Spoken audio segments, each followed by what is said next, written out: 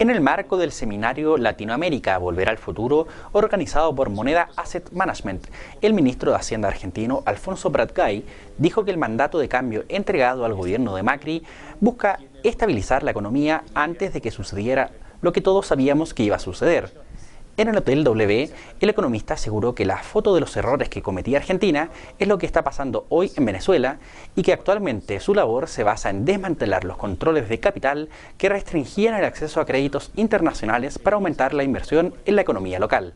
A continuación pasamos a ver un extracto de su presentación. Es muy importante que se entienda que lo que venimos haciendo desde que asumimos hace apenas 7 meses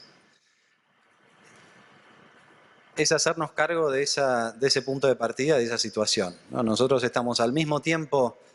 ordenando el desorden y estabilizando, si se quiere, con un programa de estabilización de la economía,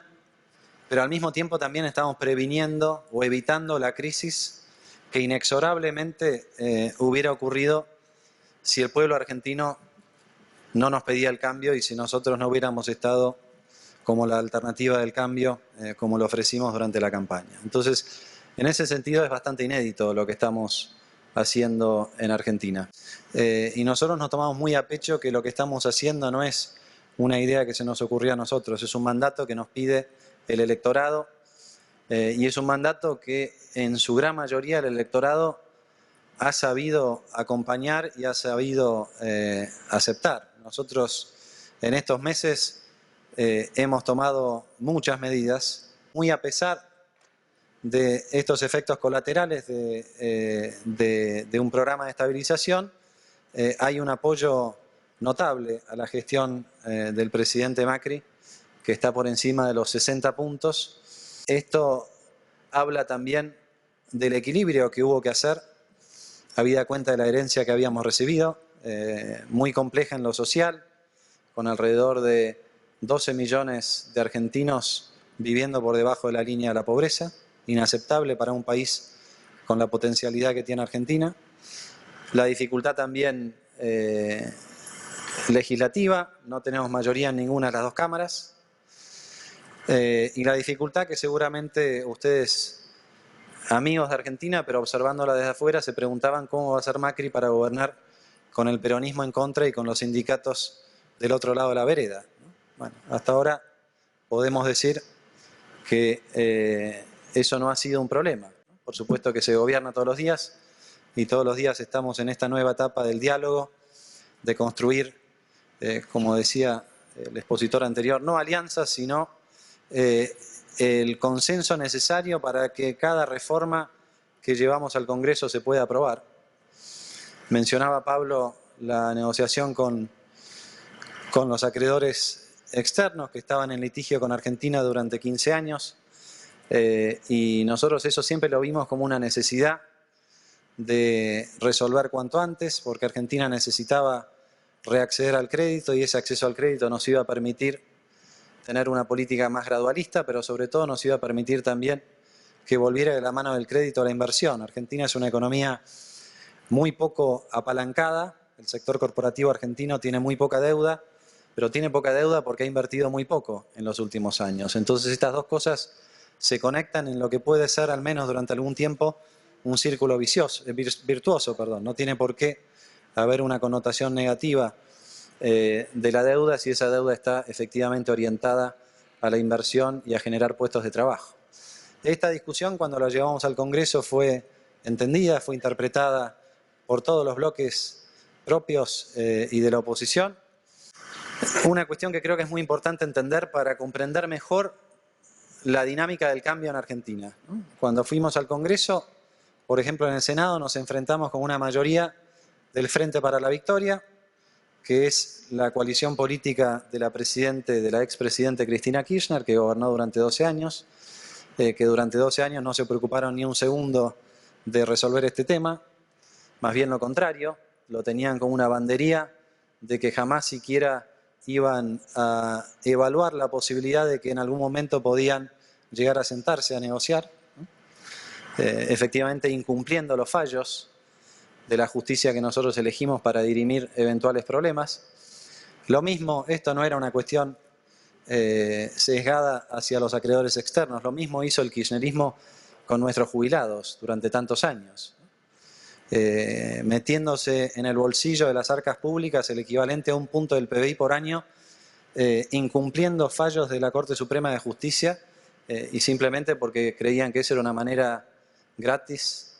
y moralmente aceptable de financiarse. Por supuesto que nosotros no creemos que eso sea así y por eso otra ley tan importante que se aprobó en el Congreso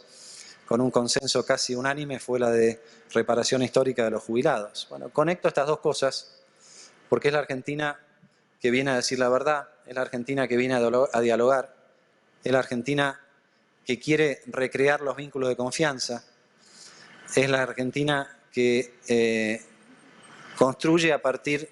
de una actitud totalmente diferente. Por ejemplo, la actitud de nosotros desde el gobierno de Macri creemos que no es una buena idea usar el Instituto de Estadísticas para mentir descaradamente acerca de lo que está sucediendo. Creo que somos casi mayoría en el mundo que creemos eso, pero durante 10 años eso no sucedía en Argentina. Y mi reflexión acerca de la ley que permitió el pago a los acreedores externos, a los holdouts, es una ley que, por ejemplo, en el Senado tuvo más votos a favor del kirchnerismo que de nuestra fuerza política Cambiemos. No porque hubiera rebeldes en nuestro partido que votaron en contra, sino porque nosotros tenemos muy pocas bancas en el Senado, parecido a lo que explicaban en el caso de Perú, y no hubiera sido posible aprobar esta ley sin el apoyo de aquellos senadores que hasta hace 6 meses decían que era absolutamente imposible acompañar una iniciativa de este tipo. Entonces, no solamente es lo que estamos viendo en la justicia, que finalmente investiga lo que tiene que investigar, no es solamente lo que estamos viendo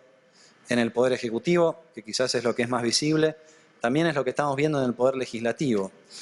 Un palacio legislativo donde ahora se reinstauró la verdad, el diálogo, y a partir de ese diálogo vemos que el mensaje del soberano, como dije al principio, está siendo interpretado por todos los poderes, por toda la dirigencia y por todas las fuerzas políticas. Entonces no es meramente un reflejo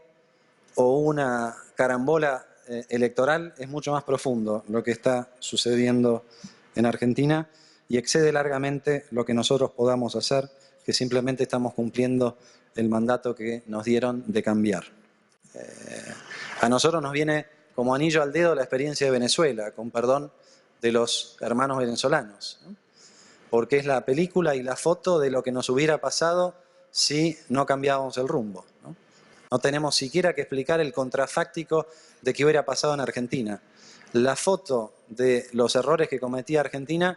es la foto de lo que está pasando hoy en Venezuela, ¿no? Con escasez de alimentos, con aumentos desmedidos de los precios, recesión, bueno, todo lo que ustedes saben que no viene al caso desarrollar. Nosotros teníamos que desmantelar una cantidad de estas cuestiones para evitar seguir en ese camino, ¿no? Desmantelar los controles de capital, la cuestión que ya mencionamos de recuperar el acceso al mercado. Argentina ya ha emitido el soberano, para redondear lo que decía Pablo, 20.000 millones de dólares en lo que va del año, desde fin de abril hasta hoy, en el mercado internacional, el soberano. Las provincias han emitido casi 6.000 millones, el sector privado 5.000.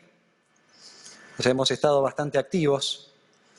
pero porque estuvimos muy fuera del mercado durante tanto tiempo y porque en esta economía desapalancada y desinvertida es muy importante que accedamos a estos fondos hasta que esté el ahorro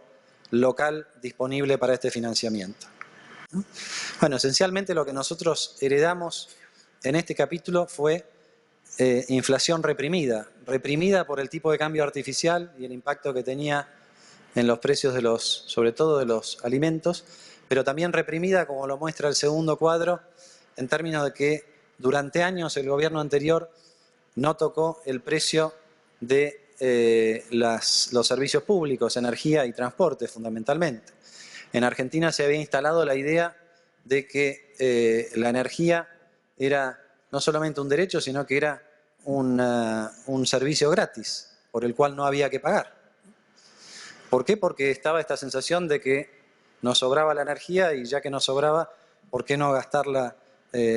derrocharla casi diría yo? Nosotros creemos que para septiembre la inflación mensual ya puede andar cerca del 2% y en ese sentido estamos perfectamente en línea con lo esperado y con lo planeado hacia adelante. Después de un primer semestre, fundamentalmente el segundo trimestre, de mucha concentración, de corrección de precios o de sinceramiento de la inflación reprimida del régimen anterior, ahora sí finalmente lo que estamos viendo es que va a empezar a primar el bajo traslado a precios, el bajo pass-through, y creo que más de un analista se va a sorprender por el ritmo de decrecimiento de la inflación o de desinflación. Hay pocos países donde la distancia entre lo que somos y lo que podemos ser es tan grande como la que tenemos en Argentina, y eso para el empresariado se traduce en una oportunidad de una renta, y esa oportunidad es más alta cuanto más rápido entre el capital, no hay ninguna duda en ese sentido. Nosotros venimos viendo cómo se ha duplicado en el mercado de cambios los flujos de inversión extranjera directa en lo que va del año, y hacemos un seguimiento de los anuncios de inversión de compañías locales y extranjeras que en lo que va del año llevan ya 30.000 millones de dólares de anuncios que no están todos concentrados en este año, pero que son anuncios de fuertes inversiones con impacto en el empleo para los próximos años. Estamos en un ritmo de casi 2.000 millones de dólares por semana de anuncios. Ayer tuvimos al CEO global del Citibank que nos contó que están haciendo una reingeniería en su balance y están trayendo flujos de cross-border y que van a poner a disposición de las empresas argentinas una línea de crédito de 3.500 millones de dólares. Estas cosas empiezan a suceder, algunas salen en los diarios y otras no. Y vuelvo entonces al punto de partida. Yo creo que lo que estamos viviendo en Argentina, en esta discusión o en este desafío de volver al futuro, es un electorado que entendió muy bien lo que había pasado en los últimos años, que a pesar de las mieles del populismo, supo ver a tiempo que ese populismo nos llevaba a un muy mal puerto, que eligió un cambio, que justo estábamos nosotros y nuestra fuerza se llamaba Cambiemos, ¿no? Algún crédito hay que darle a los publicistas del espacio, ¿no? Y que esa nueva fuerza política ha ido implementando una a una todas las cosas que fue prometiendo durante la campaña. Es mucho más profundo de lo que se ve. Es la esperanza de ese electorado y de ese pueblo argentino que le gana a la frustración transitoria o momentánea de la necesidad de atravesar esta dificultad, porque saben que del otro lado del río hay un futuro mejor. Nuestros tres ejes de gestión en esta primera mitad del año han sido el de ordenar el desorden, el de recuperar la credibilidad, esto ustedes lo han visto con muchísima claridad, pero hay un eje que quizás no se ve con mucha claridad afuera, que es mientras recuperamos la credibilidad y ordenamos el desorden, protegiendo como prioridad a los más vulnerables. Los más vulnerables que heredamos y los más vulnerables que son los que están más expuestos a cualquier cambio brusco en los precios relativos y en el funcionamiento de la economía. Nosotros hemos hecho un esfuerzo enorme de alrededor de 1,5 puntos del PIB, que no teníamos porque arrancamos con déficit, con medidas puntuales para atender a los más débiles. Y seguramente que esto tuvo mucho que ver con el transitar de los últimos meses, donde pudimos ordenar la discusión con los sindicatos y donde pudimos evitar manifestaciones o reclamos sociales, que por supuesto los ha habido, pero los ha habido en su justa medida y de un modo muy ordenado. Bueno, el gobierno de Macri se preocupó y la instrucción ha sido en el marco de un esquema donde vamos bajando de a poco el déficit y vamos apuntando hacia el futuro. No queremos descuidar el presente, y el presente es efectivamente la herencia recibida. Entonces, cuando evalúan lo que estamos haciendo en Argentina, nosotros los invitamos a que lo evalúen desde el punto de llegada, a dónde estamos apuntando, por supuesto teniendo en cuenta cada parada, pero evaluando la parada desde la perspectiva de lo que nosotros queremos hacer. Y el compromiso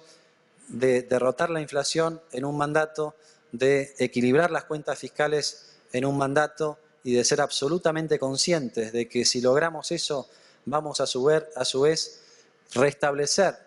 las reglas necesarias para un desarrollo en serio, para un crecimiento inclusivo, para ir distribuyendo mejor la renta y para poner a Argentina finalmente en el lugar que nunca debió dejar de estar. Bueno, entonces habremos comprendido cuál es el programa del presidente Macri. Muchas gracias.